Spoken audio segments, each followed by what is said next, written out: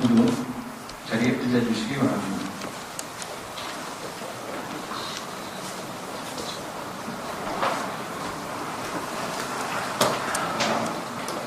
비가 많이 와서 오시는데 불편하셨죠? 미리 오셔서 좀 사경하고 독송하셨는가요?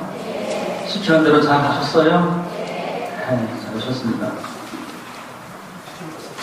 이 보시면 나눠드린 제가 나눠드린 표인데 박사님 도표의식에 이제 3개월이라고 관하신경 제일 왼쪽에 있는 그는 서서 하시고, 그죠? 처음 시작하실 때 3개월이라고 관하신경까지 서서 하시고, 그리고 자리에 앉으시는 겁니다. 자리에 앉으셔서 정부업진원부터 기업장진원까지 하시고, 각성하시고, 사경하시고, 그리고 그대로 계속 앉으셔가지고 사경 끝나고 나면 참회계하고 배양계까지 앉아서 계속 하시면 돼요. 아셨죠? 집중하시는 분들은 그렇게 인지를 해주시면 되고, 마지막에 스님 법문까지 다 끝나고 법회가 끝나면 이제 앉아서 관음정진하고 하셔서, 그리고 축원문하고 사홍소원만 또 마지막에 일어서서 하시면 되겠습니다.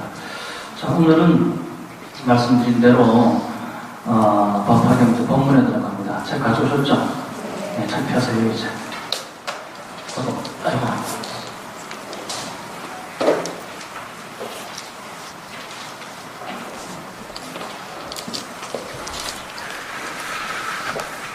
방송을 시작한 지가 이제 한 달 됐는데, 이제서야 이제 본문에 들어갑니다.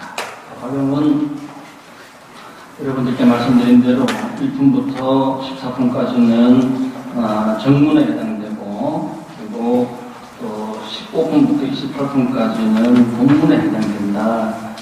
이렇게 보고 있습니다. 지금 우리가 보고 있는 것은 본문이에요, 정문이에요? 1분이니까 이제 정문에 해당되겠죠, 그죠? 네. 자, 이미 여러분들이 정부업진원부터 하셨기 때문에, 물론은 정부업진원부터 제업장진원까지 하시고, 박사님도 들어가야 되는데, 이미 여러분들이 앞서서 하셨기 때문에, 바로 본문에 들어가겠습니다. 13페이지 펴보십시오.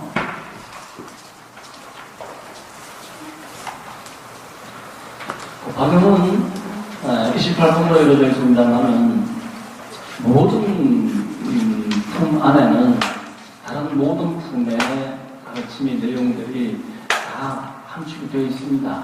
이게 부처님이 가르침의 대장경에, 특히 법화경의 묘비라고 할 수 있는데, 한 품, 이서품에 대한 내용만 알아도 28품을 다 아실 수가 있고, 방편품의 내용만 알아도 또 나머지 품의 내용을 다 아실 수가 있습니다. 물론 제대로 알아야 되겠죠. 여기서 나오는 그 한마디 한마디 한 단어 안에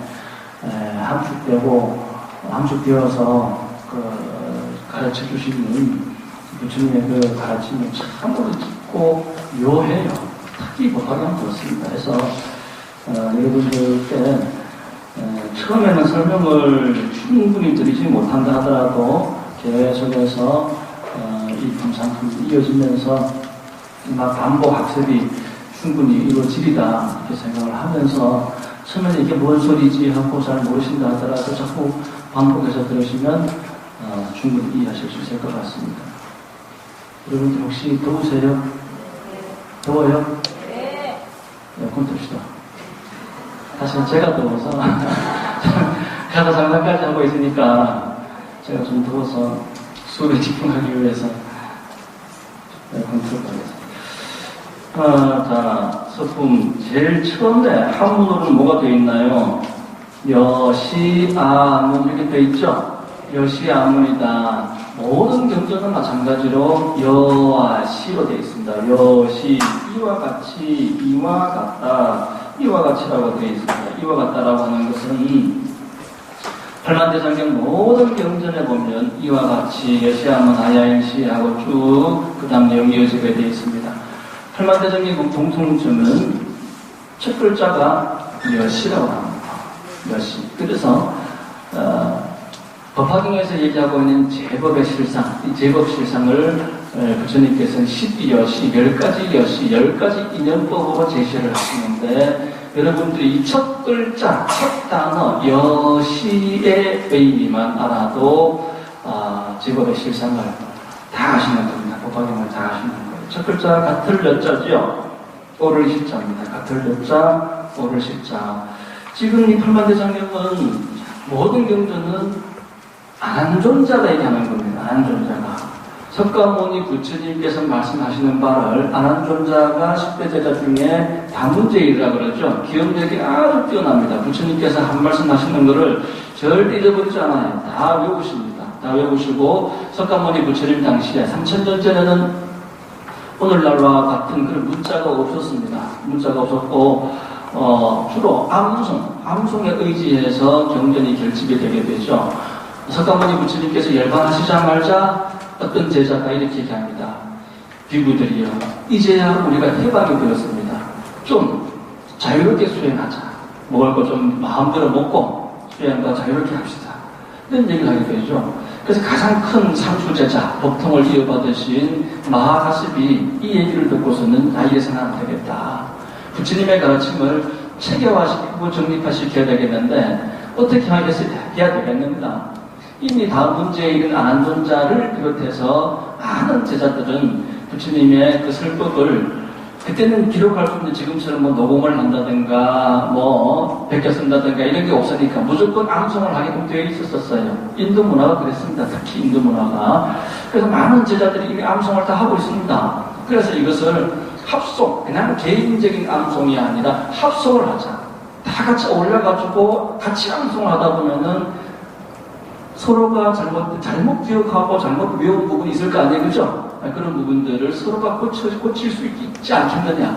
그래서 제자들을 불러 모으는데, 그 자리에 모여질 수 있는, 자격이 있습니다. 아라한과를 이루어야만 돼요, 아라한과. 아라한과라고 하는, 그러니까 아라한과라고 하는 거는 모든 번뇌를 이미 끊은 존재가 아라한과. 그 아라한과를 이룬 사람들만이 모여가지고 아라한과는 아라한과를 다른 말은 임유라고 해요. 임유, 성인의 반열에 들어갔다. 성인의 흐름. 성문이 아라한이에요. 그러니까 성문, 영각, 보살, 불이 성문이잖아요. 이게 저 성인이잖아요. 그죠? 그러니까 사성이라 그러면 성문, 영각, 보살, 불 이렇게 해서 사성이에요. 사성. 그래서 이 성인 성자 써서 그래서 성문을 다른 말로 아라한이라고 한단 말이에요. 성문에서 깨닫는 과가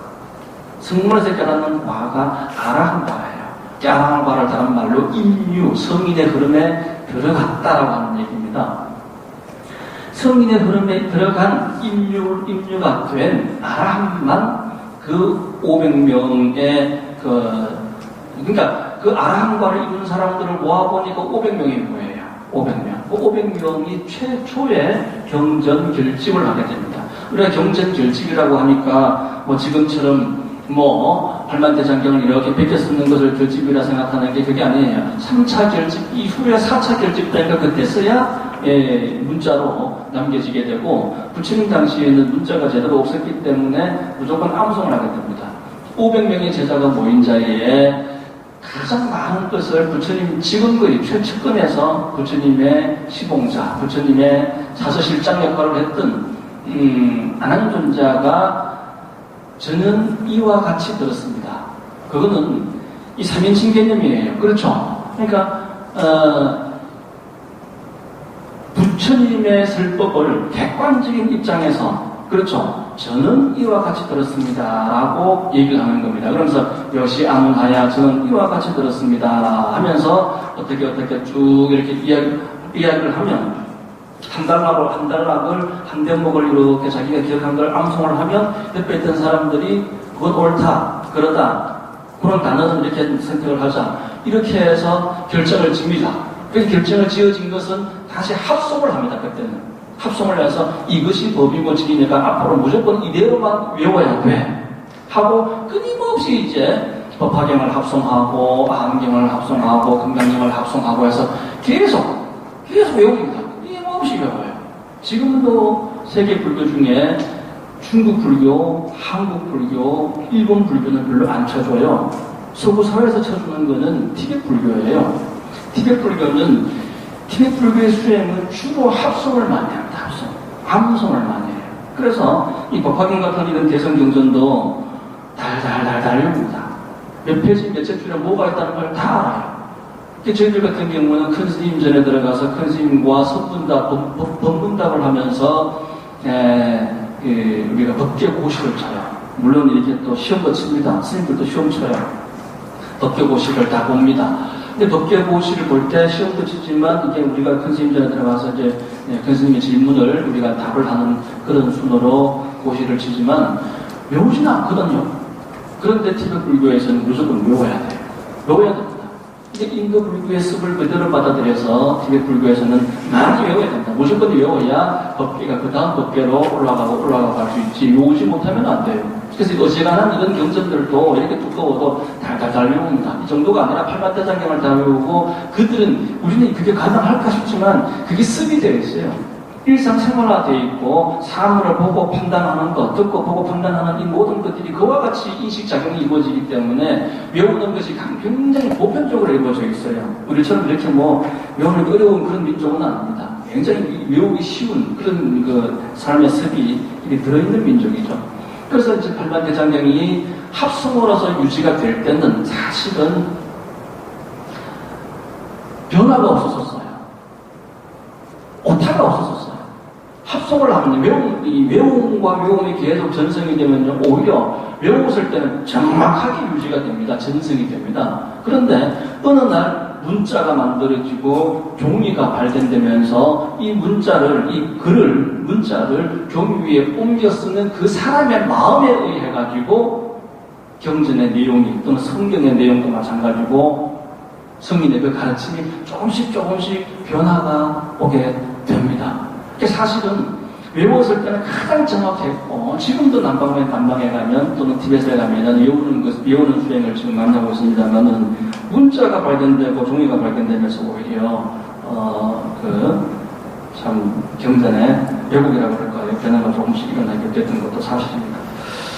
어쨌든 경전의 최초 결집을 할 때 우리가 치력불이라고 그러죠. 그 치력불에서 가섭존자가 아라한과를 이룬 사람들은 다 모여라. 그래서 500명이 모였고 그 500명이 모인 자리에서 최초로 이 다문제일인 아난존자가 저는 법화경을 이렇게 들었습니다. 여시 아문하야 일시에 불께서 주 왕사성 기사구사 중하야 이렇게 쭉 설명을 왜 암송을 하는 거죠. 그렇게 결정이 되신 겁니다. 여시 여기서 지금 표면적으로 드러나는 것은 뭐와 같다는 거예요. 내가 지금 이렇게 얘기하는 바가 석가모니 부처님께서 어느 곳에 가서 이렇게 설법하신 그 법화경의 내용과 같다라는 겁니다. 내 말과 석가모니 부처님 말씀이 같다라는 겁니다. 지금 내 말이 아니고 석가모니 부처님 얘기다 이거예요. 이게 3인칭 시점에서 얘기하는 겁니다. 모든 경전이 그래 되어 있어요. 그래서 표면적인 얘기는 그렇습니다. 표면적인 얘기는 내 얘기와 부처님의 말씀이 지금 내가 하고 있는 얘기와 부처님 말씀이 같다, 여시다, 여시, 나는 이와 같이 들었습니다 라고 하는 건데 여기서는 법화경에서 얘기하고 있는 이 여시는 좀 더 다른 의미로 여러분들이 받아들여야 됩니다. 나중에 뒤에서 제법 실상에 대한 얘기할 때 다시 한번 말씀을 드리겠습니다만은 같을 여자 오를 십자라고 하는 것은 부처님의 가르침과 내 이야기가 같다라고 하는 그런 표면적인 의미뿐만 아니라 진리와 내가 부합된다라고 하는 거고 삼랑만상이 각각 두둥물물이 크고 작고 높고 낮은 게 삼랑만상이 천태만상으로 드러나 있지만 그와 같은 천태만상이 삼랑만상이 결국은 여시다 이거 여시 옳은 것과 그런 것이 높고 낮은 것이 여시야 여시. 그래서 높은 거는 좋다 그러고 낮은 거는 싫다 그러고 밝은 건 좋다 그러고 어두운 건 싫다 그러고 그런 개념이 아닙니다. 12여, 이 뒤에 나오는 12여시에서는 상승, 체격, 짝이라 그래서 보고 듣고 분별할 수 있는 그 모든 것들을 여시다. 무슨 여자라고요? 같은 여자. 밝고 어두운 게 같다라니까요. 그리고 십자는 무슨 십자라고요? 오를 십자. 밝은 것만 긍정하고 어두운 것을 부정하는 그런 분별적이고 상대적인 개념의 경이 아닙니다. 이것은 여시라고 하는 의미는 그래요. 그래서 여시를 참으로 알면은 신불급 중생이 시상부차별이라고 하는 경전 말씀처럼 마음과 중생과 부차가 차별이 없는 오로지 그냥 여시 보는 것마다 여시 듣는 것마다 여시 하고 거기가 끄덕끄덕거려지게 되어 있는 거예요. 이 여시 안에는 제법시상의 가르침에 팔만대장경의 가르침이 다 들어있는 겁니다. 그 여시 얘기는 다음에 한 번 더 하고요. 여시 진리 그대로입니다. 그죠? 진리와 내가 부합되고 부처님의 가르침과 내가 부합되는 삶, 그 모든 분별 차별상을 없앤 근본 그대로 본래 본디 모습 그대로가 이것이다. 이와 같이 나는 들었습니다. 한때가 나왔습니다. 자, 이제 여러분들이 앞전에 우리가 지난 시간까지 반야신경을 배웠어요. 반야신경을 제가 왜 여러분들께 강조를 해서 또 들려드렸나, 법화경하시기 전에 들려드렸냐면 이미 여기서 법화경이라고 하는 이 경전 수준은 일체 중생을 부처로 만드는, 일체 중생을 유아 독존으로 만드는 그런 경전입니다. 그렇다면 여기서 얘기하고 있는 여시라고 하는 의미와 여기서 얘기하고 있는 한때라는 의미를 여러분들 잘 생각해 보셔야 돼요. 반야신경 할 때 마반야 바라 밀타신경, 그 다음 뭐예요? 관, 자재, 보살, 행심, 반야 바라 밀다시. 그때 제가 분명히 관이라고 하는 의미와 행이라고 하는 의미와 시라고 하는 의미에 대해서 말씀을 드린 적이 있어요. 그죠? 관세음보살님은 무엇을 행했다고요? 행한 바가 없는 거예요. 어떤 시라고요? 수행을 할 때 관세음보살님은 중생이 아닙니다. 수행에 따로 있고 쉬는 시간에 따로 있고 잠자는 시간에 따로 있고 먹는 시간에 따로 있고, 불보살님은 그런 존재가 아니에요. 어떤 시라고 말할 수 있는 시가 아닙니다. 한때라고 했을 때 중생의 입장에서, 중생의 분별적 관점에서 한때 이렇게 인식하면 안 돼요. 오로지 공으로 돌리고 무상으로 돌리고 무심으로 돌려야 됩니다. 옛날도 없고 과거도 없고 현재도 없는 어느 점에다가 현재라 그럴 것이고 어느 점에다가 과거라 그럴 것이에요. 시공을 초월하는 거예요. 우리가 현대과학에서도 지금 우리 뉴스 같은 데 이렇게 들어보면은, 백억광년에서 떨어진 무슨 별이 폭발한 게 지금 불빛이 폭발한 초신성의 불빛이 관측이 됐다. 이런 얘기 그런 거 비슷한 얘기 들어보셨죠? 그죠? 백억광년이래요. 그러니까 100억 년 전에 폭발한 그 빛이 지금 보이는 거예요, 지금 우리 눈에 보이는 저 별이 오늘은 파란데, 방데, 빨간데 이렇게 얘기를 하지만 지금 보이는 게 아니라 사실은 100억 년 전의 거예요. 100억 년 전의 걸 우리가 지금 보고 있는 거예요. 달도 우리가 여기서 달까지 수만 킬로 그 킬로 거리가 있잖아요. 그래서 여기서 해까지 달까지 거리가 있잖아요. 그래서 그 시차가 분명히 있는 거예요. 빛이 가는 그 시차가. 그래서 지금 보는 달은 지금 보는 게 아니라 과거의 거죠. 근데 이 부처님의 가르침을 보면 이 시공을 관통하는 게 있어요. 과학적으로 그걸 무슨 웜홀이라고 그러고 블랙홀이라고 그러고 별 얘기를 다 하지만 이 시공을 관통해가지고 100억 년 전, 200억 년 전에 거도 딱 끌어모아서 옆에 갖다 놓고 100억 년 전에 빅뱅이 이렇게 이루어졌어. 질병이 이렇게 만들어졌고 이렇게 만들어졌어라고 하는 것을 알 수 있는 게 뭐예요? 마음이라고 하는 거예요. 마음이 웜홀이고 마음이 블랙홀입니다. 그래서 아득한 미래의 것도 딱 끄집어 와가지고 앞에다 갖다 놓고 얘기할 수 있는 거고, 그래서 어떤 때를 한때라 얘기할 거예요. 어떤 때를. 오직 마음만이 그걸 알 수 있는 거예요. 마음만이. 그래서 깨달은 어른들은 공부하는 때가 따로 있고 공부하지 않는 쉬는 때가 따로 있고 그런 개념이 아닙니다. 아시겠죠? 지난번 반야신경 할 때 분명히 제가 여러분들께 누누이 강조한 게 문자에 얽매이지 말아요. 문자에 얽매이지 마라.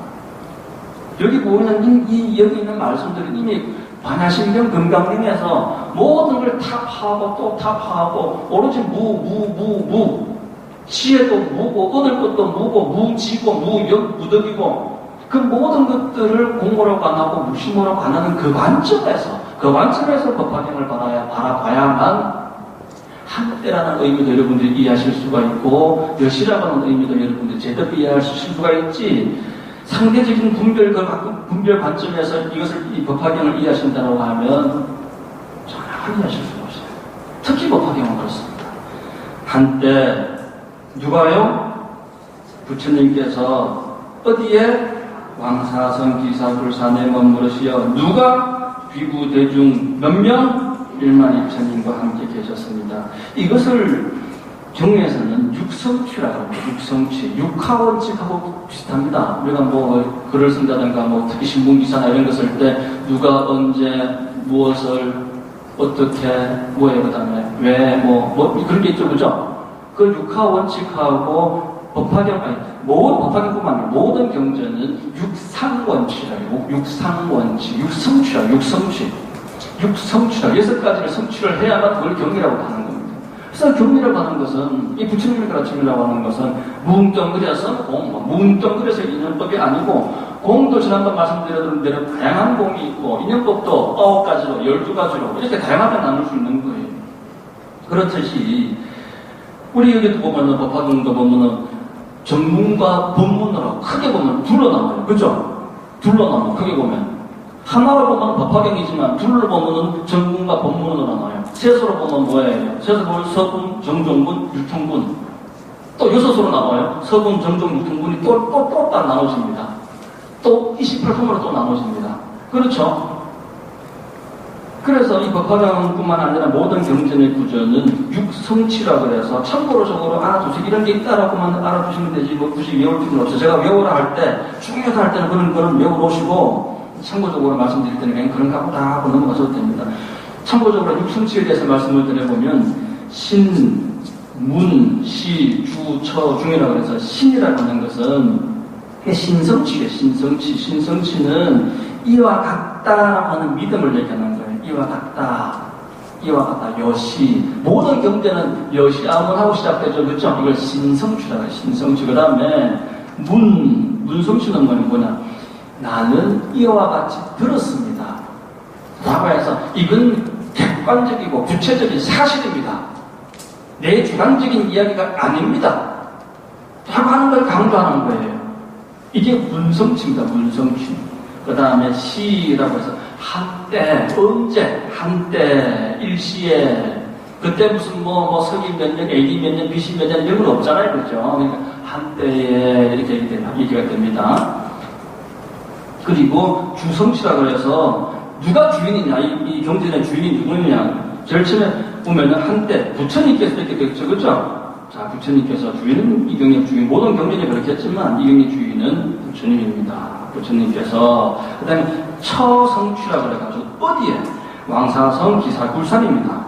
그리고 중성취라 그래서 대중, 부처님 외에 어떤 대중이 누가 모였느냐라고 하는 중성취까지. 그래서 여기 보면은 누가 언제 어디서라고 하는 육하원칙과 같은 그런 맥락으로서 분명히 객관적이고 구체적이고 사실적인 그런 합리적인 그런 경전의 전개를 여러분들이 보실 수 있고, 그만큼 경전이라고 하는 것은 뭉뚱그려서 그냥 내법이니까 믿어라고 하는 개념이 아니라 이해를 시키는 게 이해를. 분명히 어떤 근거를 가지고 사실을 가지고 설득을 해서 믿고 이해하게끔 만들어야지, 내가 부모니까, 내가 선생이니까, 내가 너보다 나이가 많으니까 무조건 믿어가 아닌 거예요. 그렇죠? 자식을, 학생을, 중생을 설득시킬 수 있는 그런 방편력을 구족해야, 구족 방편력 하셔야만이 그것을 보살이라 그럴 수 있고 부처라 그럴 수 있는 거예요. 이해가시죠? 그래서 이와 같은 육성치를 법화경 역시 갖추고 있다. 1만 2천인과 비구 대중이 1만 2천인입니다. 비구의 원뜻은 뭐냐 하면은 글식하는 사람입니다. 글식하는 사람. 매일 탁발을 하잖아요. 그죠? 글식하는 사람인데, 저는 이렇게 보니까, 제 스스로는 비구를 뭐라고 정리를 내리냐면은, 그냥 비우는 사람. 비구니는 뭘까요? 비우고 또 비우는 사람.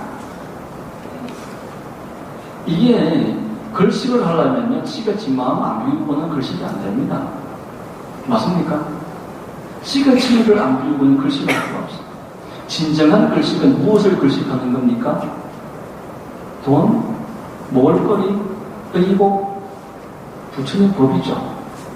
그렇죠. 부처님 법을 여러분들이 취하려면 여러분들이 가지고 있는 번뇌망상을 비우지 않으면 안 되는 겁니다. 비구는 비우는 사람이에요. 비구니는 뭐라고요? 비우고 또 비우고. 스님 말이 맞는 것 같죠?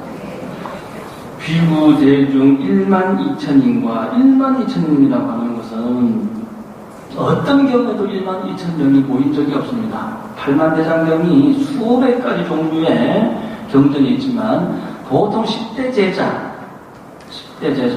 아니면 금강경 같은 경우는 1200대 중이죠.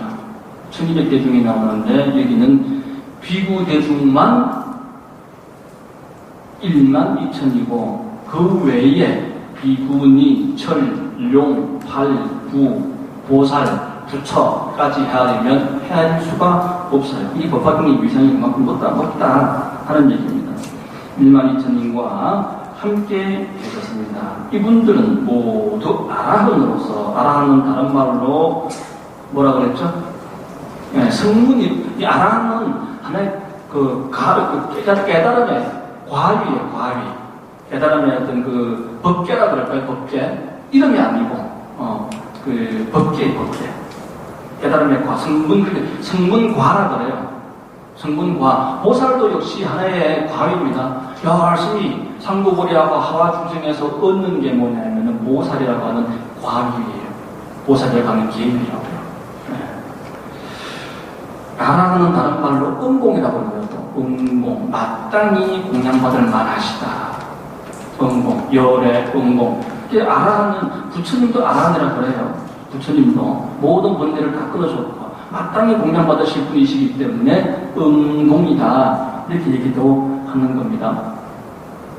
부처님께서 어느 날 길을 가시다가 이제 글식을 하시는 거예요. 글식은 왜 한다고요? 글식이 진정한 의미가 뭐라고요? 비유광파. 마음에 듭니다.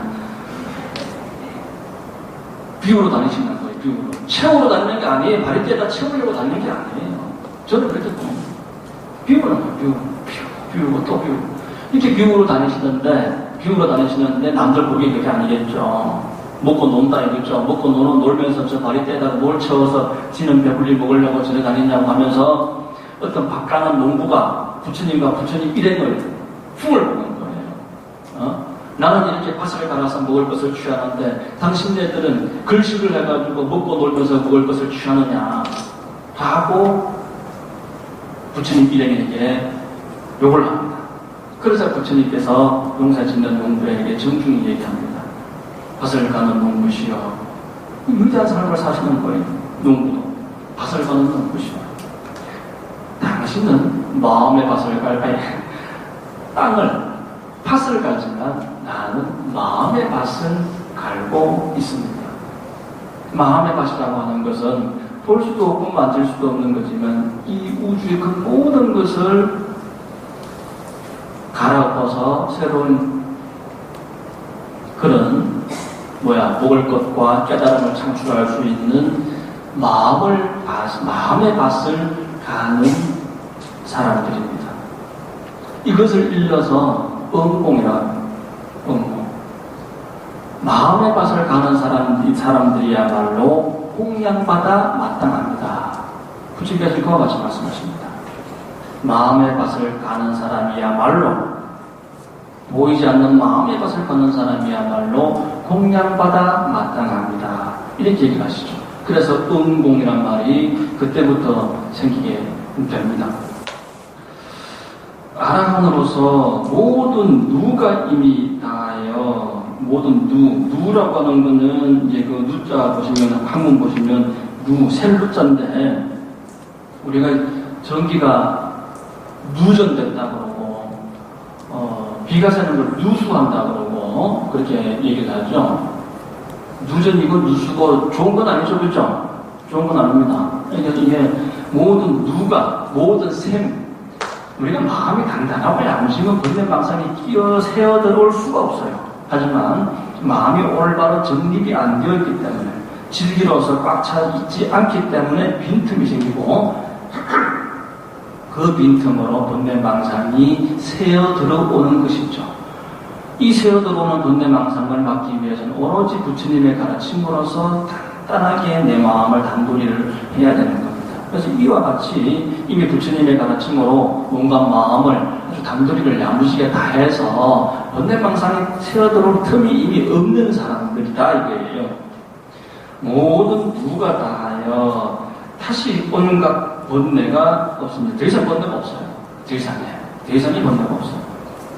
누가 옆에서 욕을 하고 누가 아무리 유혹을 하고 해도 더 이상의 번뇌가 없으며 다시 번뇌가 없다. 이미 이름을 얻어서 임이라는 표현들이 여기서부터 나옵니다.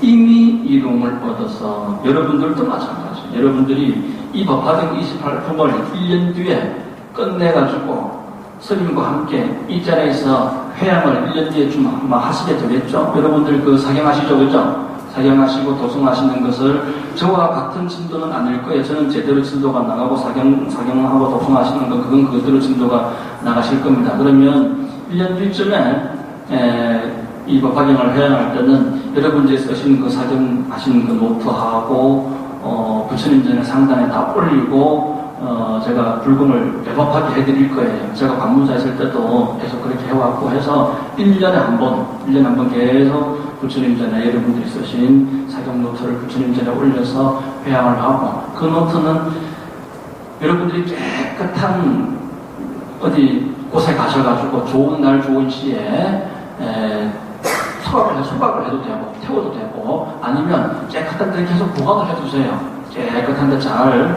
위에다가 잘 보관을 해두시면 언젠가 또 제2, 제3의 또 대작불사가 이루어질 거 아닙니까? 그렇죠? 그러면 그때 다시 혹시 집에 사경한 노트가 있으면 가져오세요 하면 그때 가져오셔가지고 복장을 해도 되고 아니면 다 쓰고 나면 그냥 헐헐 그냥 태워보셔도 돼요. 1년 뒤에 얘기입니다. 1년 뒤에. 그래서 이미 1년 뒤에 그렇게 회양을 해서 1년 동안 여러분들이 법화경 공부를 하고 해서 뭔가 깨달음을 얻고 많은 가르침을 또 배움이 남겠죠. 그게 1년 뒤에 얘기일까요? 꼭 불공을 하고 1년 뒤에 법화경을 다 배워야 얘기일까요? 우리가 옛 어른들이 하신 말씀이 시작이 반이라고 했습니다. 그런 얘기 들어보셨죠? 이미 1년 뒤에 얻을 복을 이 자리에서 여러분들이 다 받고 계시는 거예요. 이 순간에 스님 법문 들으시면서 고개를 끄덕끄덕 그리시는 분들, 이게 신뢰죠. 이 곡 한 구절이라도 듣고 신뢰를 한다면 그 사람은 부처님의 사자다. 부처님의 아들이다. 라고 부처님께서 인간을 인정을 증명해 주셨어요. 이 자리에서 이미 고개를 끄덕거리시면서 환희심을 냈다라고 하는 그 자체가 이제서야 고개를 끄덕거리면서 부처님의 아들이 됐다라고 하는 스스로의 깨달음이고 스스로의 환희심인 거예요. 지금 느끼고 계시잖아요. 1년 뒤 얘기가 아닙니다. 그래서 임이라고 하는 표현을 부처님께서 끊임없이 쓰고 계시는 거예요. 이미 니는 발심을 한 이상, 첫 걸음을 뗀 이상 시작이 반이다. 이미 너는 성취했다. 불도의 바늘에 너는 영원히 부처님과 함께 할 것이다. 내가 너와 함께 할 것이다 라고 하는 그런 증명이 이루어지는 겁니다. 이미 이룸을 얻어서 온갖 결박에서 벗어나 마음의 자제를 얻었습니다. 힘노, 애락, 생로, 병사, 좋은 일이건 나쁜 일이건 모든 결박에서 벗어나 마음의 자유자재를 얻었습니다. 사람은 당황하고 놀라면 내가 부처님 믿더라도 마음의 자유자재하지 못해요. 부처님을 정말 깊게 부처님의 그 법향이 몸과 마음에 꽉 들어차야 어느 순간에서도 어느 때에서도 내가 야야하고 당황하지 않을 수 있지. 대방사 다닌다고 무조건 장대는 아니에요. 큰 인연이고 큰 복전에 계시긴 하지만 여러분들이 정말 몸과 마음의 향기가 꽉 배어야 돼요. 누가 옆구리 푹 찔러도 더 놀라잖아.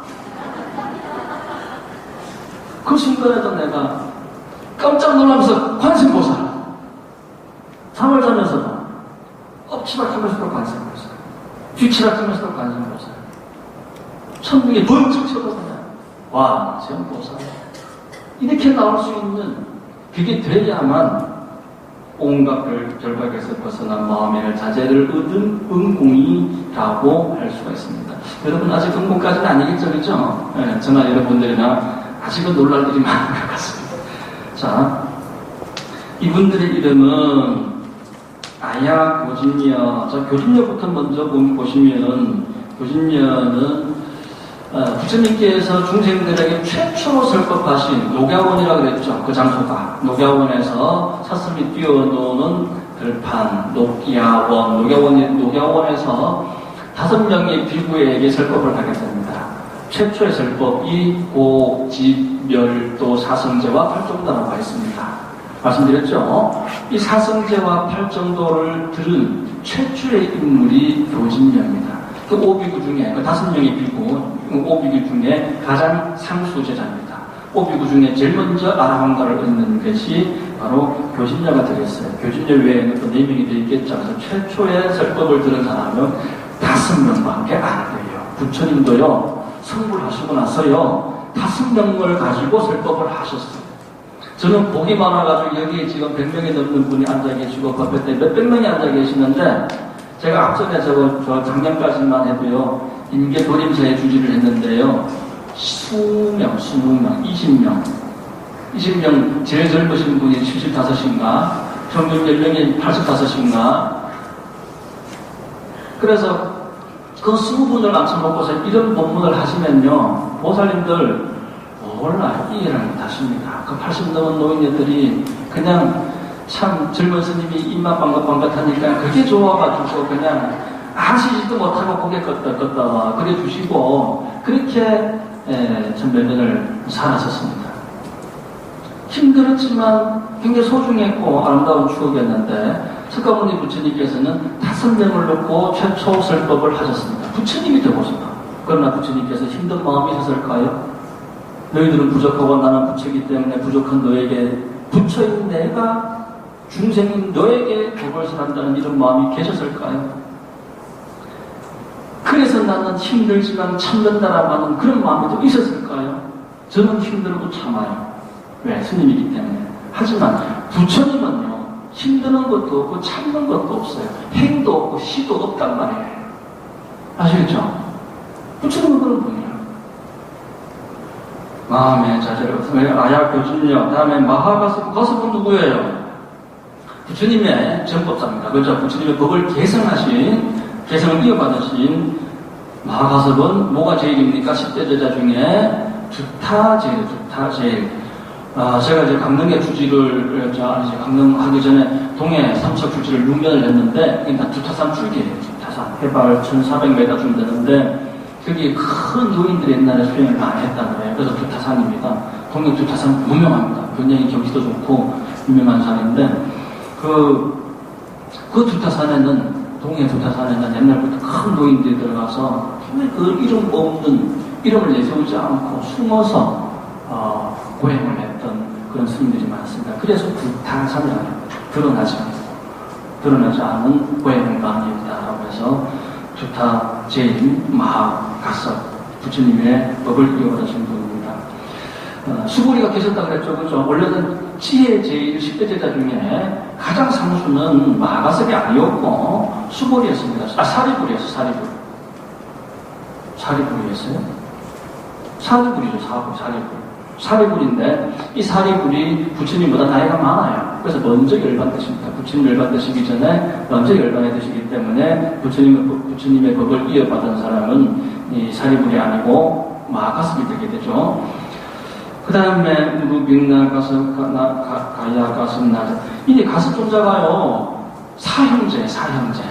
가섭존자가 부처님이 등장하시기 전에 하나의 그 수행 교단을 이끌었던 큰 그 교단의 교주였어요. 큰 그 교단의 수행 그룹의 교주였는데 그 교주 사형제. 마하가섭부터 해가지고 우르빈나 가야나제 이 4명의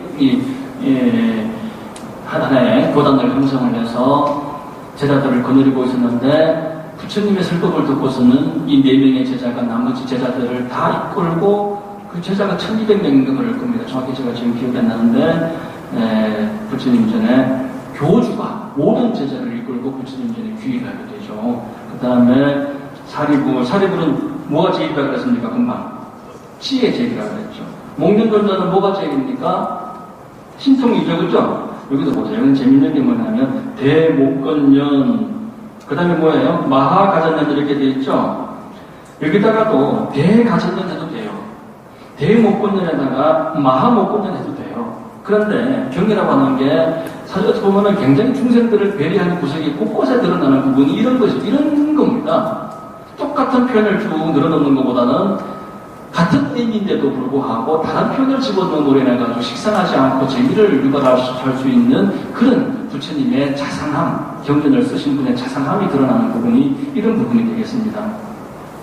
신통제일 목련존자, 마가전년은 가전년존자가 참 한편으로 저는 인상이 남는 게 뭐냐면 부처님의 10대 제자 중에 가전년은 논리제일입니다. 논리제일, 논리. 우리 요새 저희들 때문에 논술고사 이런 게 없었잖아요, 그죠? 요새 뭐 논술고사 그래가지고 뭐 논리 뭐 이런 공부를 많이 해요. 이 경이라고 하는 것은 부처님 가르침이라고 하는 것은 굉장히 논리정연하게 되어 있다니까요. 아까 우리가 서두에 뭘 배웠습니까? 육성치 배웠죠? 이 육성치와 같이 굉장히 논리정연합니다. 그냥 무조건 미드가 아니라니까요. 내가 부모가 내가 선생님이니까 무조건 미드가 아니고 이와 같이 논리를 가지고 얘기를 해야 그게 스승이고 부모인 거예요. 논의제일 마하가전년 아누루타 아나유르라고 하죠. 아나유르라고 그러는데 아나유르는 천안통이죠. 천안제일이죠. 아나유르는 여러분들이 아시겠습니다만은 너무 조롱이 많아가지고 부처님 전에 꾸지람을 한 2번인가 듣습니다. 마지막 3번째인가 꾸지람을 들으면서 너무나 창피하고 죄송스럽고 해서 그때부터는 눈을 감지 않고 수행을 하는데 그러다 보니까 눈을 감아야만 이 눈물이 이렇게 그 촉촉이 적셔지고 해가지고 보호가 되죠. 눈이라고 하는 게. 그래도 눈싸움 해봤잖아요. 그런데 눈을 안 감고 수행을 하다 보니까 눈이 말라서 썩어서 고름이 생기기 시작합니다. 부처님께서 그만하라고 해서 말들을 하시는데도 불구하고 부처님 전에 이미 3번이나 너는 잠이 많아서 그래서 큰 수행을 하겠느냐라고 하는 그런 꾸지람을 들으면서 각오를 하고 작심을 하고 정말 중요한 거는 육체의 눈이 아니라 마음의 눈이다. 그래서 마음으로 세상을 감하자. 그러면서 눈을 뜨고 수행을 해서 결국은 눈을 칠령을 합니다. 이 두 눈으로는 육체의 눈으로서는 세상을 볼 수 없게 됐어요. 그런데 그 순간 이 아나율 존자는 아랑과를 성취합니다. 그러면서 천안통을 얻게 돼요. 그래서 어디서 누가 무엇을 하는지 안 보고도 이 마음으로 다 보고 알게 돼요. 마음으로. 천안통을 얻게 되는 천안통, 천안제일 아나율이 되고 그 다음에 등등등 나오는 분들은 그냥 참고를 하시면 됩니다. 겁빛나, 교, 본바제, 이바다, 필령, 가바차 이런 거 하나하나 제가 중요한 것만 설명을 드리고 이런 부분들은 크게 중요하지 않은 것도 없습니다만 생략합니다. 박부라, 마교치라, 난타, 성타라, 난타. 이 난타라는 얘기 좀 해볼게요. 난타는 환희제일입니다. 환희제일. 이 난타는요, 어떤 힘든 일이 있어도 얼굴에 웃음을 잃어버린 적이 없어요. 얼굴에 웃음을 잃어버린 적이 없어요. 그 뒤에 보살님 자세를 좀 반듯하게 해주실래요? 바로 보고 저를 꼭 앉아주세요. 아침을 같이 보시느라고 그러는 거예요? 그럼 옆에 나란히 앉으시면 되죠. 옆에 앉아서. 앞뒤로 앉으니까 안 되잖아. 그렇지. 이 난타는 어떤 일이 있어도 항상 밝은 모습으로, 환희스러운 모습으로, 기쁜 모습으로 하는 사람들에게 기쁨을 줍니다. 그래서 환희제일이에요. 환희제일. 손타나 난타라고 하는 거는 요즘 우리가 우리나라는 아닙니다. 서양 같은 경우는 이제 시집을 가게 되면 성도 그 집안 성을 따르잖아요. 그죠? 인도도 그랬어요. 인도도 그래서 손타라 난타는 난타의 부인이에요. 난타의 부인. 그래서 원래 이름은 손타라지만 그 남편 성을 따서 손타라 난타라고 합니다. 그리고 부인고요. 부루나 존자. 부루남이 다라니 자와. 이게 원래 이름이 이렇습니다. 그런데 우리가 그냥 흔히 부를 때는 부루나 존자 이렇게 부르죠. 이 부루나 존자는 설법제예요, 설법제. 설법을 참 유창하게, 그리고 가슴 스며들게 깨우침이 일어나게끔, 발심이 일어나게끔, 그렇게 설법을 참 잘해주셨다고 그래요. 설법제일 부루나 존자. 그 다음에 수보리 존자. 수보리는 우리가 이제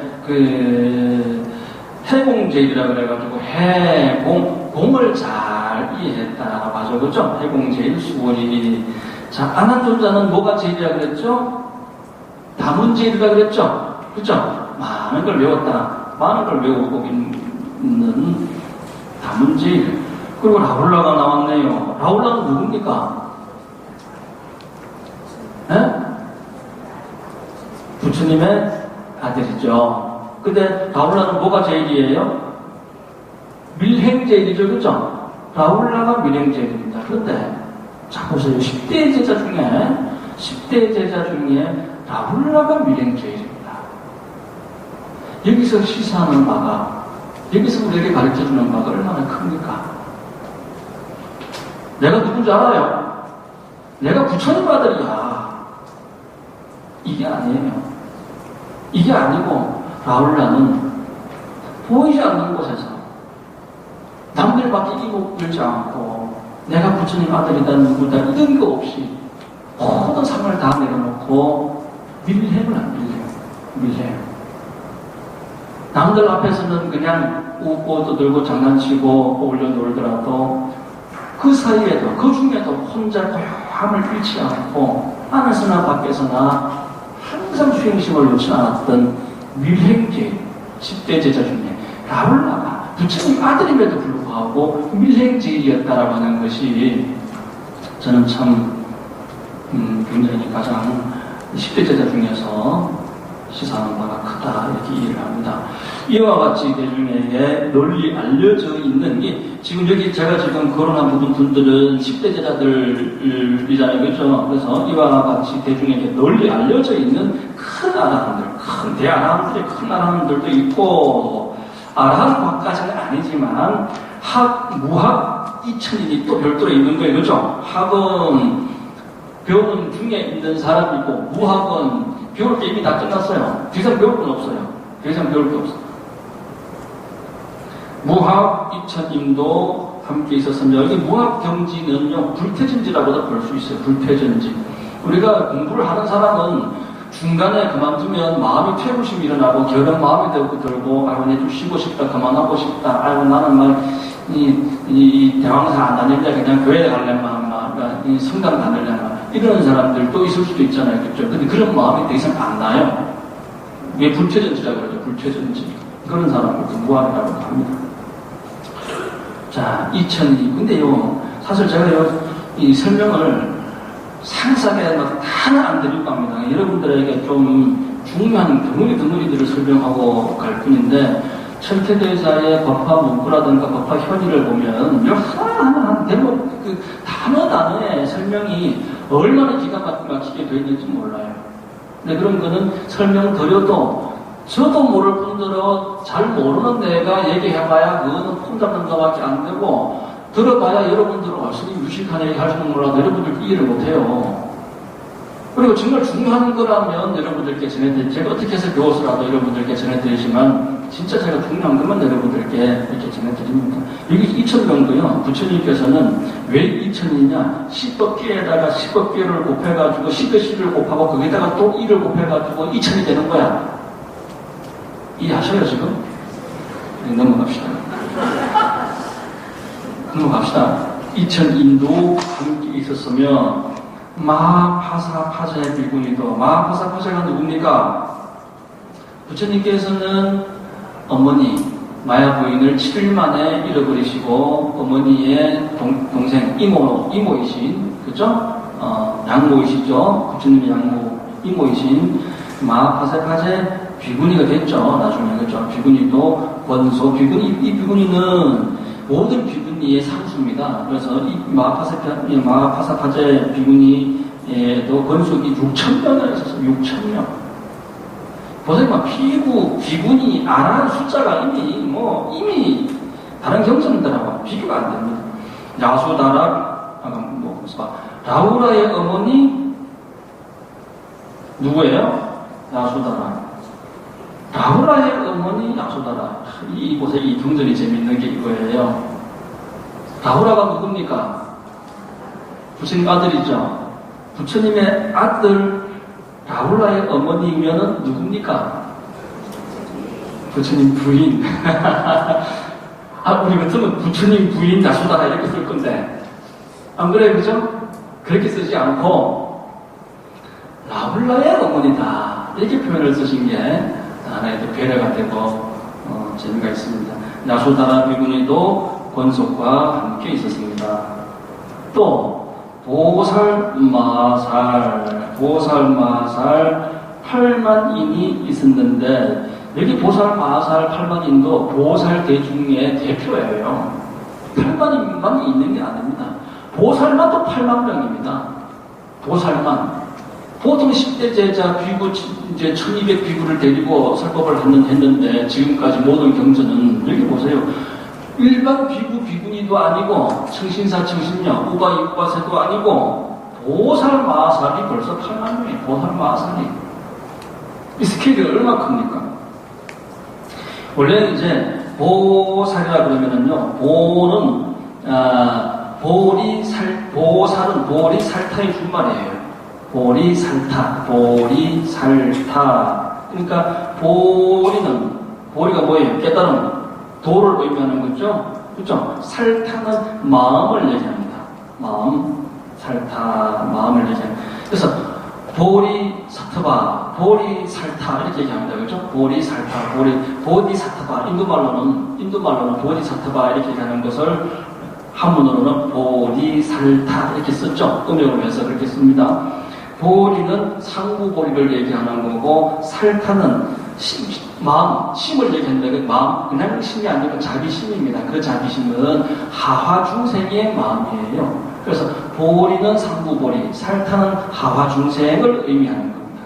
보살이 누구냐 그러면 우리가 뭐 하는 게 보살이냐라고 하면 상부보리하고 하화중생하는 게 보살입니다라고 얘기를 합니다. 그렇죠? 상부보리, 하화중생, 상부, 위로 구한다 이거예요. 위로 보리를 구한다. 위로는 부처님의 보리를 구하고, 아래는 하화, 아래는 교화한다. 중생을 교화한다. 자비심으로 교화하는 거죠. 그래서 보리는 또 깨달음, 살타는 마음, 자비심을 의미를 합니다. 마하는 뭐라 그랬죠? 크다. 그래서 보살마살을 대도심 이렇게도 얘기합니다. 대도심이다. 누가 책보다가 대도심이 나왔으면 보살마살이다 이렇게 이해하시면 됩니다. 큰 보살들이 8만인이 있었는데 모두 안욕따라 삼락삼보리에서 물러섬이 없고, 안욕따라는 무상을 얘기해요. 무상. 안욕따라 삼락삼보리 무상을 의미하고, 삼약은 바른 것을 얘기해요. 다른 말로 정등 또는 정변 이렇게 얘기합니다. 바르다, 정등, 바르게 올랐다. 정변은 두하다, 두하다. 이 정등, 정변을 의미하는 삼약, 바르다는 의미에는 정등과 정변을 같이 비교하고 있는 겁니다. 삼보리는 그냥 깨달음이 아니고 바른 깨달음이다. 삼이 바른이라는 의미예요. 그래서 삼보리라고 하면, 보리는 보리인데 보리가 깨달음이잖아요. 그죠? 바른 깨달음을 의미하는 겁니다. 그래서 다른 말로 정각이죠. 정각. 안욕따라 삼약 상보리 무상정등 정각.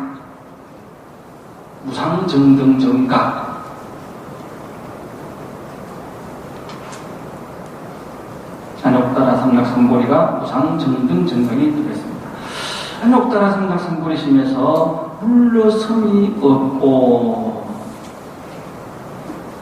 모두 다란이를 얻고 다란이 나중에 이 다란이 품도 있고 해서 다란이에 대해서는 나중에 또 말씀드리겠습니다만은 다란이는 모든 선을 정장을 시키고 모든 악을 물리치는 겁니다.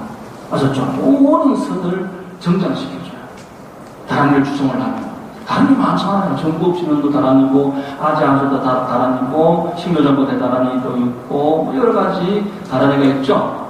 다란이를 외우면 모든 선을 정장시키고, 모든 악을 퇴치를 시키는 게 일단은 다란이에요. 그래서 다란이를 총지라고 하죠. 모든 선을 정장시키기 때문에 우리나라에도 총지종이 있습니다. 총지종이라고 하는 종단이 있는데 그게 매일 다란이만 외워요. 진음만 외워요. 주로 지는 중에 옴마니 방백, 옴마니 방백, 옴마니 방백 그분들은 계속 우리나라 총지종은 주로 지는 중에서도 옴마니 방백을 많이 읽어보죠.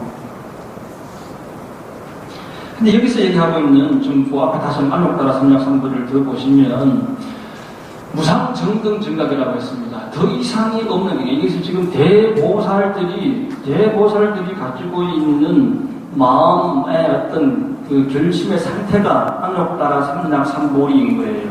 나는 기필코 무상정등정각을 이루겠다라고 하는 그런 결정신심을 가지고 있는 겁니다. 그래서 무상정등정각이고 더 이상의 깨달음은 없는 게 완전한 깨달음, 부처님의 깨달음을 안욕따라 삼락삼보리라고 한다. 부처님의 깨달음이 일반적인 깨달음하고 뭐가 다르죠? 일반적인 깨달음이 있고 부처님의 깨달음이 있고 그런가요? 그렇습니다. 여러분들이 아는 깨달음하고 부처님이 아는 깨달음하고 다 달라요. 여기서 지금 얘기하고 있는 무상의 더 위가 없는 지혜다 이거죠. 부처님의 지혜다 이거죠. 부처님의 지혜는 계속 말씀드리고 있습니다만 분별이 없는 지혜입니다. 여기에서 지혜는 어리석음과 무명의 상대적이고 반대적인 그런 개념의 지혜가 아니에요. 부처님의 지혜는 그렇습니다. 그러나 일반적인 지혜는 우리가 알고 있는 일반적인 지혜, 소승 아라한들이 얘기하고 있는 지혜는 방편의 지혜, 차별지입니다. 차별지. 그걸 차별지라고 해요. 차별이 있는 지혜다. 무엇은 나쁘고 무엇은 좋다 이거죠. 무명의 반대적인 개념. 무명의 반대 개념으로서, 그러니까 어리석음의 반대 개념으로서 지혜를 얘기합니다. 소승아란에서는 그래요. 안경에서는 그렇게 얘기를 합니다. 이건 차별지죠, 그러니까. 무엇은 나쁘고 무엇은 좋으니까 나쁜 건 행하지 말고 더 좋은 것으로서 이것을 행해라. 발정도를 행해라. 그렇죠? 그것을 차별지라고 하는 거예요. 차별지. 근데 이 반야신경 더 나아가서 법화경에 오면 바로고 뭐고 팔정도 막 바로고 자시고 그것도 없어요. 시에도 없다니까요. 그래서 무상정등정각에서 얘기하고 있는 그 관점에서 참 이 얘기를 해야 이해가 잘 되는데 사실 그래서 법화경에 나가는 건 참으로 이해하기 어려운 거예요. 여러분들이 알아도 안다고 얘기할 수 없는 안욕따라 삼락삼보리 무상정등정각을 이루게끔 하는 경전이거든요. 모든 사람은 무조건 이 법화경을 통해야만 성불할 수 있습니다. 모든 중생들은 무조건 이 법화경에 있어가지고 팔만대자경이 다 귀결이 되고 귀합이 되어서 딱 하나 남는 것, 일불, 한길, 외길, 오직 외길. 그래서 이래종전 근스님께서도 불법은 외길이야, 불법은 외길이야. 천가지 만가지 길이 있습니다. 불법은 듣는 법도 있고 보는 법도 있고 말하는 법도 있고 몸으로 하는 것도 있고 마음으로 하는 것도 있고 법화경도 해야 되고 금강경도 해야 되고 청소도 해야 되고 관세음보살도 해야 되고 108배도 해야 되고 천가지 만가지 있습니다만 결국은 한 길이다 이거죠. 마음법 규율이다 이거죠. 그 마음법이 규율해가지고 결국은 법화경 안에 다 녹아납니다. 법화경 안에 그 마음법의 개념이 아니라 이미 마음법의 개념을 통달해가지고 일의 그 하나의 개념으로 법화경을 가야 온전하게 볼 수 있는 거예요. 저도 아직 그런 관점이 아니기 때문에 제가 법화경을 알고 얘기한다 하더라도 그 모순이 있는 거고 여러분들이 스님 얘기 듣고서 고개 끄덕 그러다 못 웃기는 일이지. 하지만 우리는 멈출 수가 없는 거예요. 끊임없이 저도 하고 여러분도 하고 저도 하고 여러분들 다 하다 보면은 언젠가 이 인연 공덕으로 불도가 설치가 되게끔 돼 있는 거예요. 그건 나중에 방편품에 나오나 보면은 사리부라, 지혜 제일 사리부라. 네가 지혜 제일이지만 네가 지혜로서 이 법화기만 알지 못한다. 너조차도 바닷물에 한 방울 물밖에 안 된다. 네가 알고 있는 불법의 지혜라고 하는 것이. 그 정도로 불법의 지혜는 무궁무진합니다. 근데 여러분들 우리 중생들은 보는 것마다 분별심으로 평가를 합니다. 평가를. 불법은 평가의 대상이 아니에요. 진리는 평가의 대상이 아닌데도 불구하고 우리는 자꾸 좋고 싫고 옳고 그런 거로서 평가를 하고 분별을 하는 중생심이 가득 있다 이거죠. 그래서 이게 자꾸 이제 부처님 안목에서 불안해서 여러분들이 이 법화경을 바라보셔야 올바로 이해하실 수 있습니다. 오늘 여러분들하고는 겨우 득퇴지했어요. 그렇죠? 득퇴지했습니다만은 갈수록 이제 진도는 빨라집니다. 앞으로 예를 들어서 무슨 여기 나오는 사리불이 나오고 수보리가 나오고 하더라도 제가 그냥 넘어가서 얘기를 하겠어요. 그러니까 갈수록 좀 빨라지는데 어쨌든 진도가 빨리 나가고 적게 나가고 하는 게 중요한 게 아니라 우리가 좀 이해를 하고 알고 가는 데가 중요한 것 같습니다. 자, 오늘은 여기까지 하고 마지막 식순이 관음정진하고 축원이 있죠.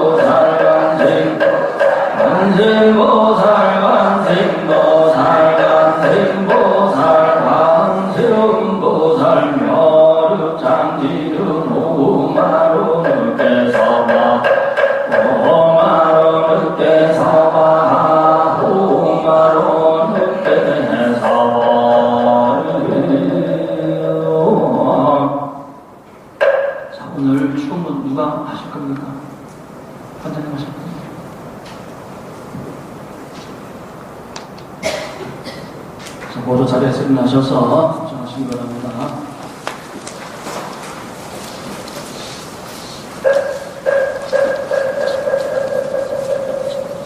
답이 죽었는 강물이 흘러서 바다에 이르듯 기운 달이 차서 둥근 달이 이르듯 이와 같은 사경의 공덕으로 나의 가족과 나의 기관들이 원함과 고통 불안에서 벗어나 기쁨과 행복을 누리기를 기원합니다.